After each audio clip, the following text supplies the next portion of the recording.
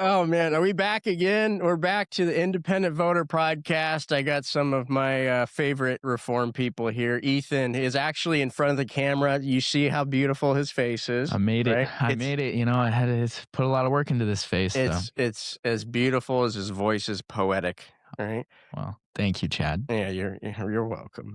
We got Sean from Chicago. How cold is it right now, Sean? It's actually not as bad as it has been. It's in the I was late talking about 30s the and political 40s. environment. Oh, the political environment. Oh, well, it's Chicago. It's as democratic as you could get here. So it's it is no cold? different from other partisan areas that you would get. It's just, if you're, it's just much further on the left side of things. So here. And Kara, I know you're cold. It's freezing up there in Maine.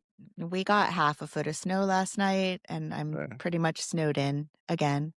But I am going to come to California on Friday, so I'm very excited about that. You're not even going to visit me.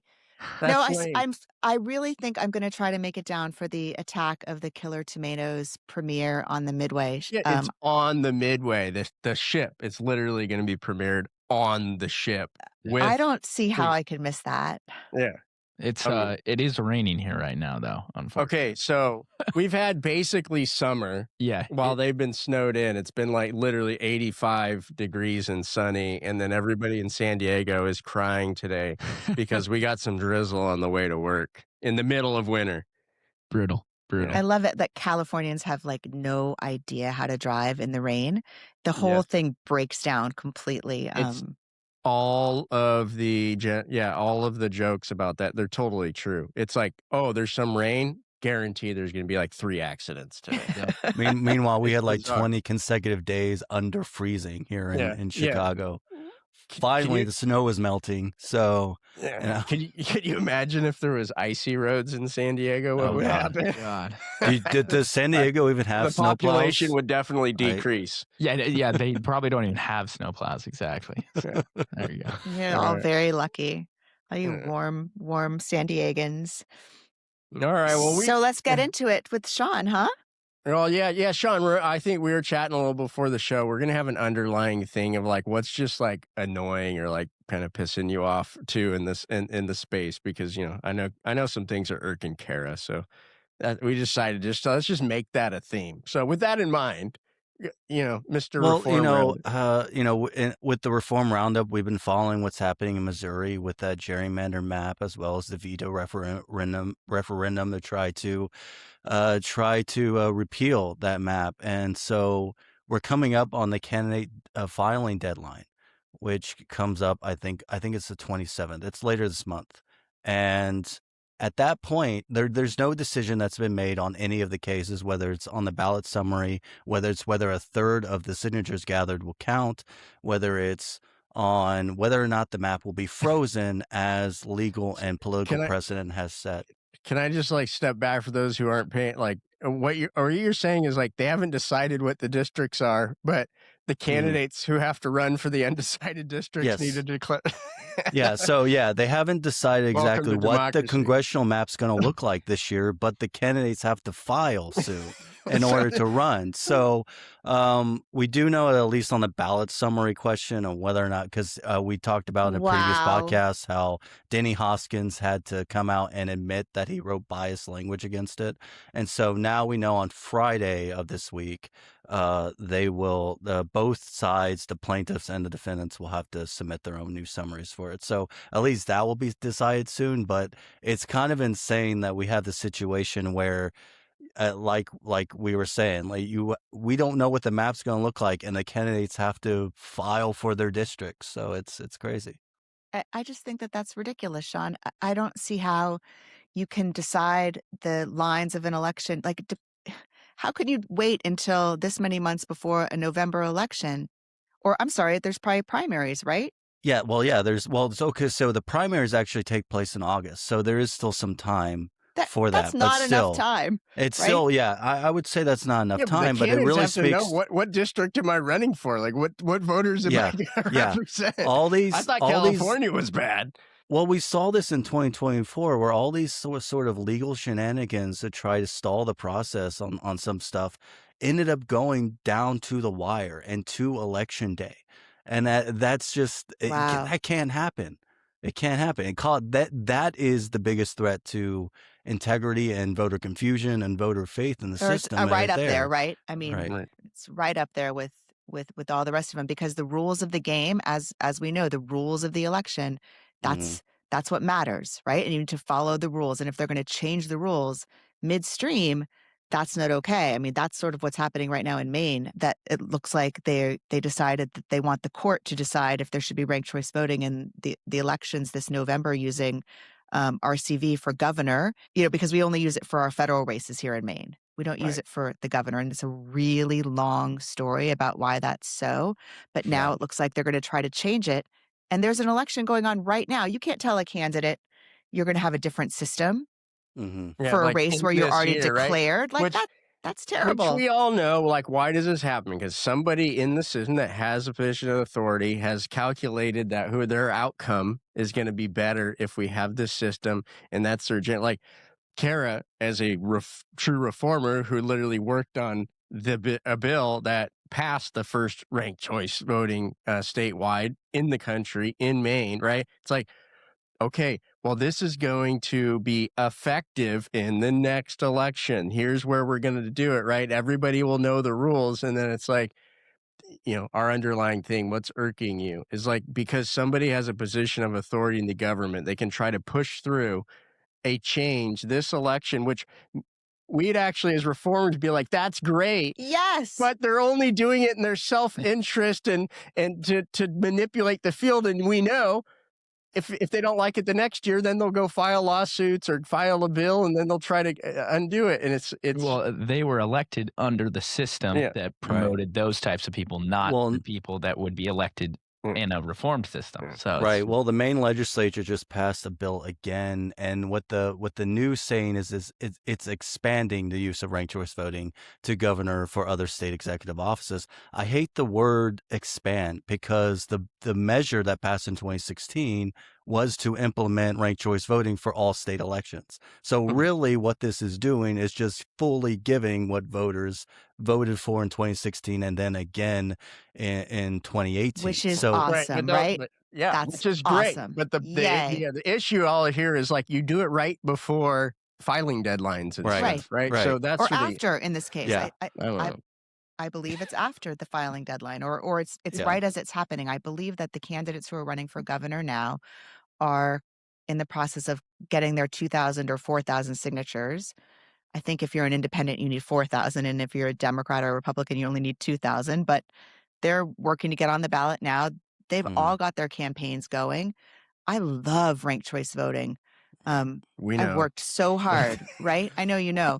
But to try to do this in the middle of an election just gives them a reason to try to not do it. I'm going to say, if Kara McCormick is saying you're doing ranked choice voting and we got to hold on, then I think you got to take I don't want to be one of those people. Like, I really don't. Well, I believe in you got to let right. all the flowers bloom. And it just expands it even more in Maine, because right now that bill that passed, it's going to be held in the Senate until the state Supreme Court rules on whether or not it is constitutional. Because again, as Kara said, this whole legal thing goes back to 2016, goes back to an initial advisory opinion from that court saying that you can't use ranked choice voting in these state executive offices. And so now the legislature is asking the court again to weigh in on this, and so the bill won't even go to the governor's desk until the Supreme Court makes a decision. It did last, it did go to her desk, and she got rid of it.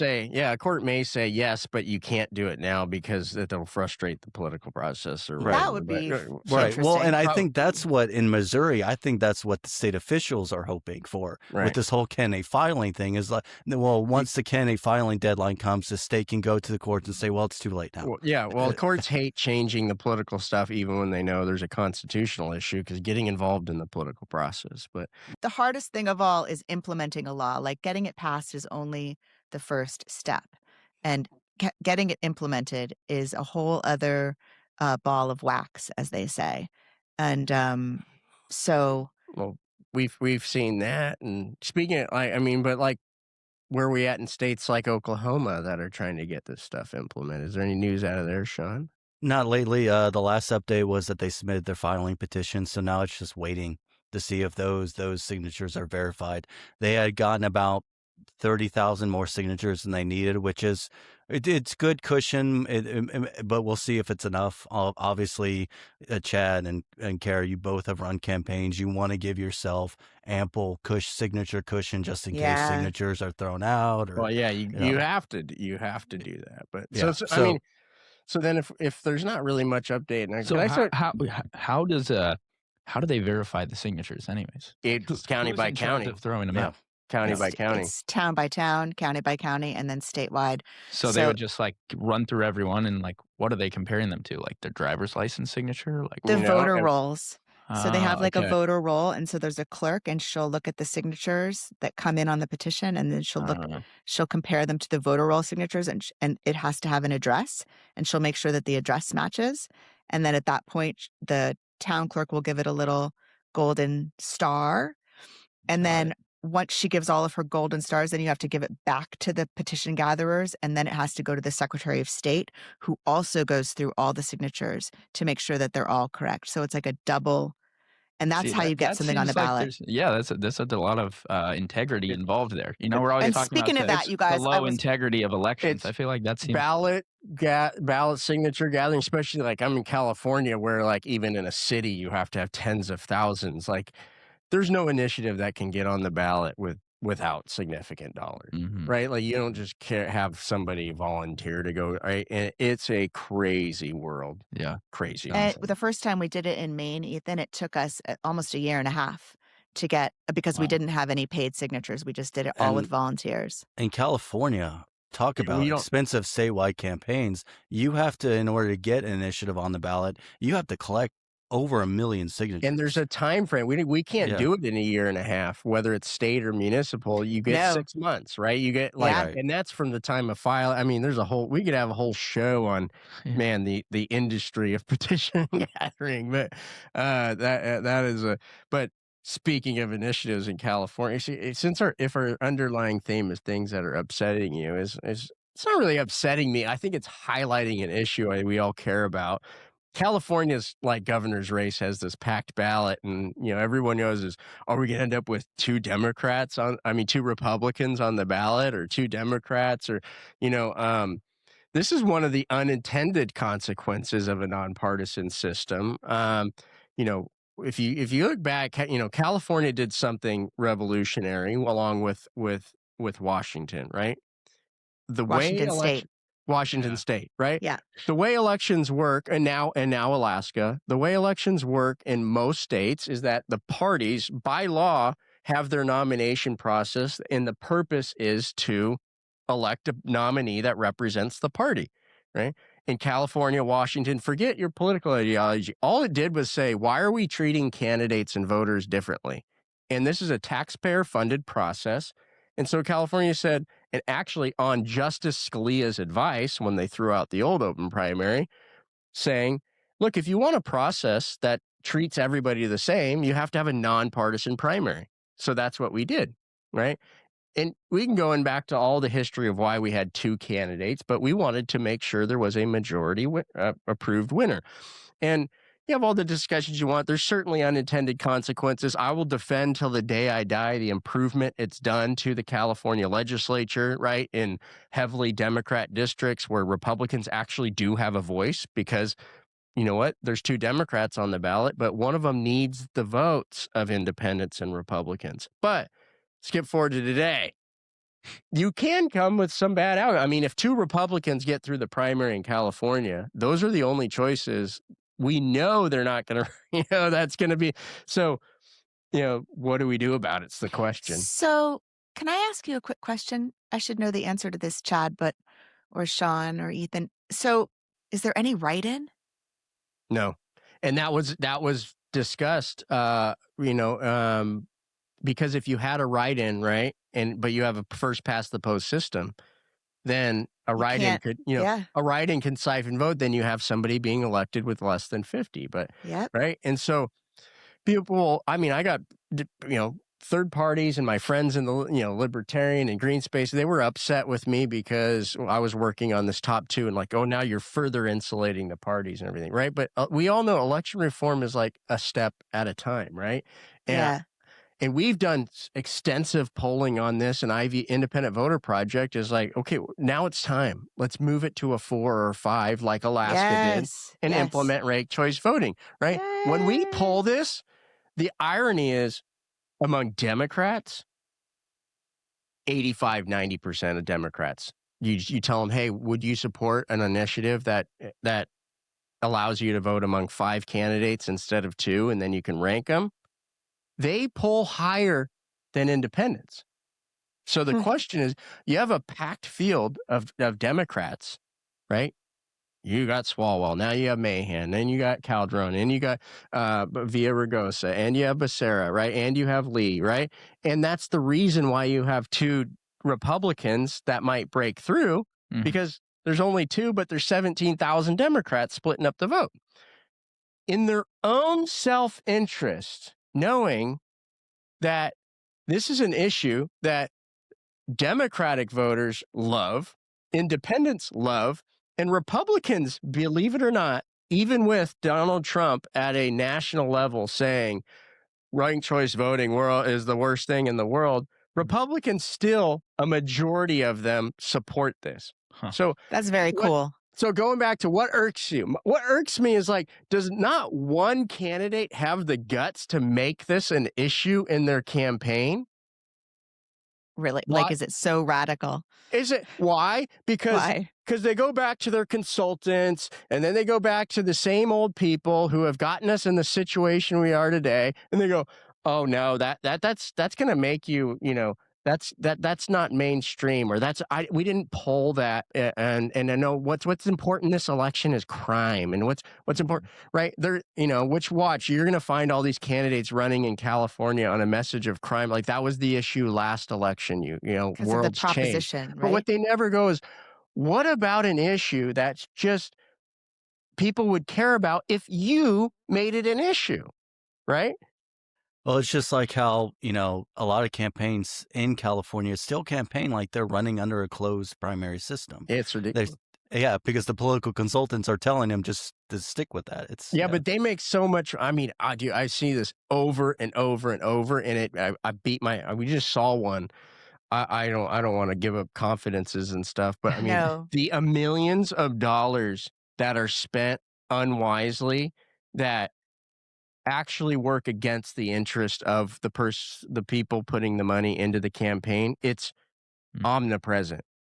It's most of the money. It's not a majority of the money. It's most of the money. There's so much money in California already. Like the political consultants that are even coming from smaller areas and states, they're going to want to come to California because they know that. It blows my mind. You have, like, everybody focuses on the billionaires and all this stuff. Yeah, they're putting in money into these things, right? But for the most part, they do have good agendas, right? Like they have. Oh my God, are you serious, Chad? Well, not all. There's a lot. I'm saying I shouldn't say for the most part. I should say there's a lot of them that do, right? They all have their own agenda. Correct. Right. It is their own right. But what happened? My point, and I didn't say it right. You're right, Kara. But what I say is, say that again. I want to hear you say, "You're right, Kara." Yeah, Kara's you're just like my wife. You're always right. My favorite thing to hear. Yeah. But for the record, Arielle, you are always right. Oh yeah. But my point is, the money, like you see these people that are so successful in business, right? They make so much money. They're executives. Everybody, right, answers to them. And then they come into politics and they get convinced by consultants to not go with their business gut, their sense, because these politicians have been around so long. I mean, these consultants have been around so long, so they know better. And they know, no, you really do need to buy $15 million worth of ads that use a typical commercial that looks like, oh, maybe are you selling a drug, or are you doing a template political consultant campaign? Yeah, you definitely need to pay $50,000 for production, and yeah, you should definitely buy that whole market. Even though I know 90% of the people that see the commercial like aren't even voters, or they're not even in the district that you're doing. But yeah, you need to go ahead and spend $3 million, and they do it.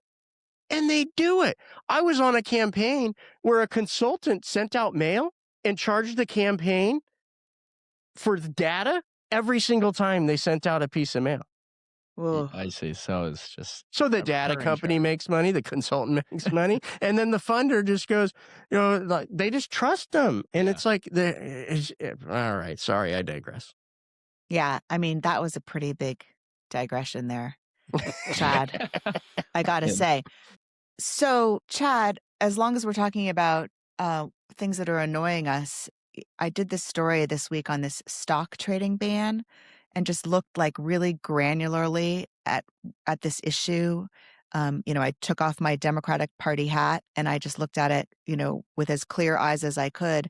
And what I saw was that we could totally have a stock trading ban if if one set of Republicans would join a Democratic petition, or another set would join a Republican discharge petition. And yet it's just stuck. Like, one discharge petition has 170 Democrats on it, and one discharge petition has like 80, a combination of Democrats and Republicans, so that if all of the Democrats were to go over to that discharge petition, it would be able to go onto the floor and bypass the speaker, and vice versa. But they won't. Yeah, well, now both sides get to go to their voters and say, look, we're trying to do something we know you want done, but the other side's stopping it, right? And then they have the exact and they both are saying, we're for this. We don't think that we should be able to trade stocks, because we are in, we're in sensitive committee meetings. We vote on bills that affect people, right, Sean? I mean, it's like, right.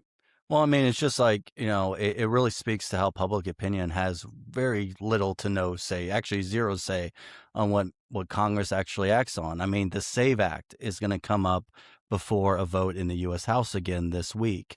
Actually, now it's called the Save America Act, because the SAVE Act is still languishing in the Senate.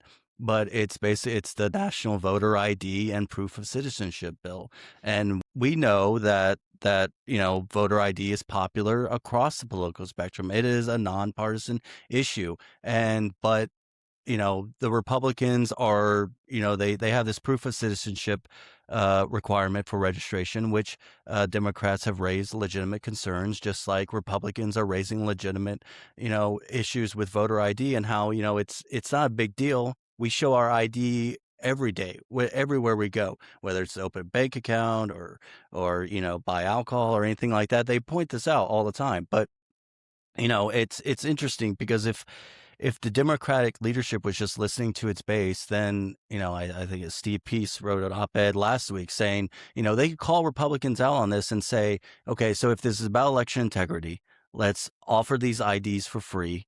Let's expand it a little bit to include things like, hey, say student ID, right? And interesting to note is that the author of the Make Elections Great Again Act, which I had covered extensively recently on IVN, had come out and said, yeah, ID should be for free. If we are going to require voters to have a voter ID, the state should subsidize the cost for that. So, I don't think many people would argue against it, but I think that's the you don't have to take your birth certificate to go buy beer. I mean, it depends on the kind of ID that they're asking for, I think. Right. No. Well, I mean, most people would disagree, like that the state should be able to provide you a free ID, right? Well, because people don't like states having lists of everybody, Well, if you're not going to be on the list, it'd be hard to involve yourself in the voting process. Well, I mean, and this also gets into the difference between registration and at the poll. Yes. So the whole thing where birth certificate comes in is when people go to register, they have to show birth certificate or passport, which people have noted is there's a lot of Americans out there that don't have easy access to either of those documents to go, to provide proof of citizenship. And right now, under federal law, there is a uniform standard for that under the National Voter Registration Act for registering voters, and that is that voters right now have to swear under penalty of perjury that they're a U.S. citizen. So this changes the model. So the burden is no longer on the state to prove whether or not you're a citizen if they want to challenge it. The burden is now on you to prove it to the state. A lot of women really object to this because my birth certificate, for example, has my my non-married name on it, and my driver's license and everything else has my married name. And again, like we were talking about changing things midstream, you shouldn't do this right before an election. You should not be trying to change the rules about what it takes to register to vote in the months preceding an election. It's terrible optics regardless, right? Yeah. I mean, you're exactly right. When you make these kinds of sweeping changes, it really invites this type of skepticism. Right. But I mean, to Chad's point, when you look at anything like the SAVE Act or the Stock Trading Act, it's something that fundraisers can run. Yes. It's something that you can send fundraising emails with the extreme rhetoric of, oh, the Democrats are going to say, the Republicans are trying to suppress the vote, while Republican fundraisers can say, see, Democrats just want illegals to vote. They just want to cheat. So this benefits mostly the people who profit off this messaging. So yeah, and if I can, since our theme was like what underlying irks, what irks is like, okay, you have the SAVE Act, and it was about like, okay, let's make sure the people are voting in our elections that should be, and then they make it this mega act and tack on this ridiculous stuff like, oh, we're gonna tell. Yeah, right. This is I'm not one of the, this whole, we're having an authoritarian takeover. I think our institutions are going to stick strong, but like, you have the federal government now saying, no, you can't use ranked choice voting. You can't. I don't think this is ever going to survive judicial scrutiny. I hope you're right. I mean, come on. Right? Not even close, but just the level of stupidity. It's like, you know what? Okay, you are on the side of the angels. 80% of people want to have some form of voter ID. How about do a good bill, a good, clean bill that nobody can argue with? Well, right? And then they got to go and say, no, well, while we're doing this, we're also going to go and for the first time in history, take the full power and weight of the United States government and take over the most sacred process from the states, which was like, they always talk about 1776. This was an agreement between states. Mm-hmm. Article 1, Section 4, right?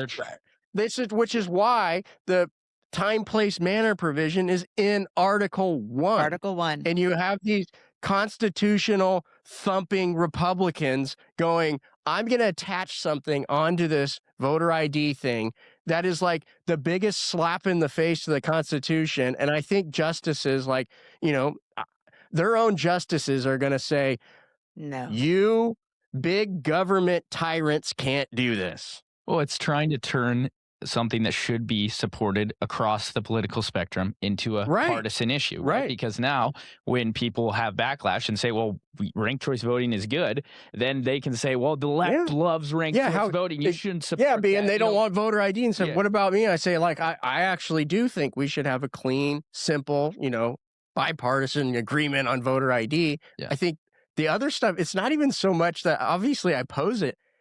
It's like a level of stupidity beyond belief, right? The national government is going to tell states they can't adopt methodology or can't do just stuff. Yeah.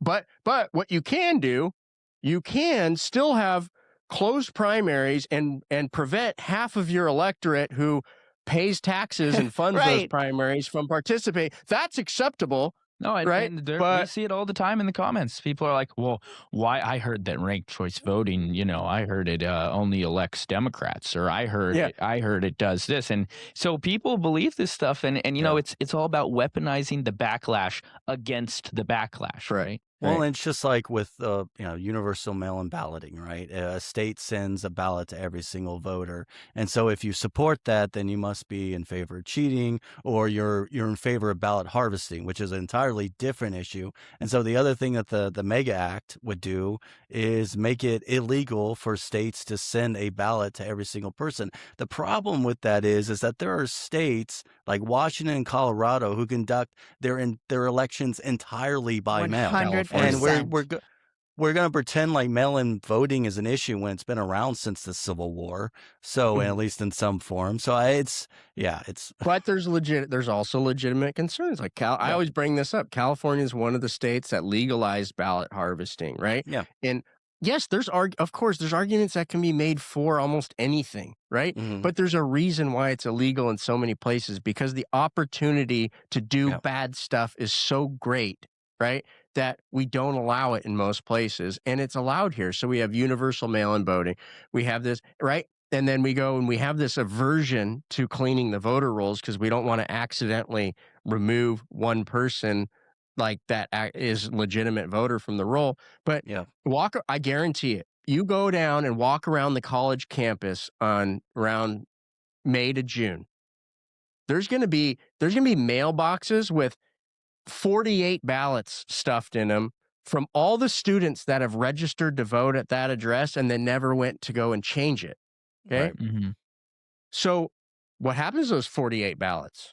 Yeah. First of all, we paid to send them all out, but right. What happens to them? That's why I think that most people would say, yeah, you should write your driver's license number on that ballot and get it verified. I mean, it's like the extreme partisan proposition. rhetoric prevents us from having these conversations. Like, I think the real issue that people need to talk about is chain of custody in terms of mail-in ballots. I think that is the most important issue. You have some states like Colorado. We talked about Colorado, where they will tell you step by step how they keep those ballots protected and secured from the moment it arrives to a voter's house to the moment it gets to the post office, to the moment it gets to the state. And right? each thing is checked, right? I mean, like there's a chain of custody. Each thing is checked off, and so but there are some states like California that don't quite have that same chain of custody protection. So it's to be fair, Colorado, they had Amber McReynolds, right, that basically went and designed that process, and Amber is passionate about it, right? She's a rock star. It's pretty hard to question her integrity as Amber's going to be a operative for the Democratic Party. No, like if you know her, she ain't going to do that, right?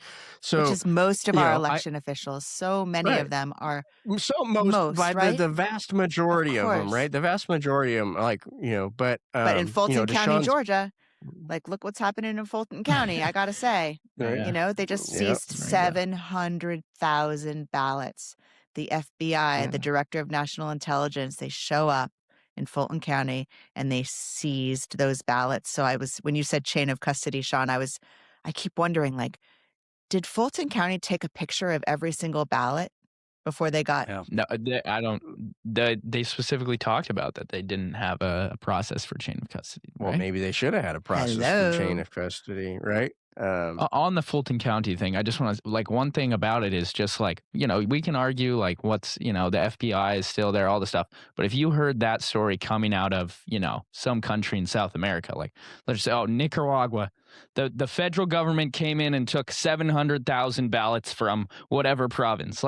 Is that we would think, that sounds like a breakdown of democracy, right? From a purely objective standpoint, that just doesn't sound good. So, and that's what I think a lot of people would say, regardless of, we hope that the institutions hold up, but the pure, just the idea of taking that action is anti-democratic. Would you agree, Chad? Yeah, but I'm pro benevolent dictatorship. Oh, okay. It's efficient. So just remember, Ethan, Chad is the person who plays devil's advocate. Right. Come on. And I would like to point out that means that Chad is on the side of the devil. Right? He's actually advocating what do you mean? I said benevolent. I said benevolent. Oh, sorry. He's advocating for the benevolent dictatorship. Oh dear. Well, we gotta move beyond that somehow. We do have some big things going on in the back end. You'll see there's actually some big moves going on with the IVN.us website. We're getting ready to do we'll be making some updates here in the next 2-3 months that we are doing. And then at the same time, we're going to have another very large survey. This time, last survey, we polled just independent voters. This time we're going to poll a cross section that reflects the expected turnout of the electorate on the California governor's race, and then on a number of issues that would be interesting nationwide. So, and then Ethan, continues to crush out these viral posts on social Thank media. You, Ethan. So, when I find the time, it's always, I love a good viral post. That's for sure. Yeah, that's right. So, go, we're starting to put some effort into YouTube too. So find us on YouTube, find us on Facebook, find us on Instagram. Come to ivn.us to read the news. I mean, you just search independent voter everywhere. You can generally find us. And if you find some quarters in the couch and want to donate them to our good cause at the Independent Voter Project, we'd love to do that too. So thank you all for joining us again. I hope you enjoyed this lively show today, and sayonara. Good to see you guys. This is the Independent Voter Podcast, sponsored by the Independent Voter Project and produced by OLAS Media. Remember, you can always find the Independent Voter Podcast or the How It Really Works series at ivn.us. Follow and subscribe at olasmedia.com.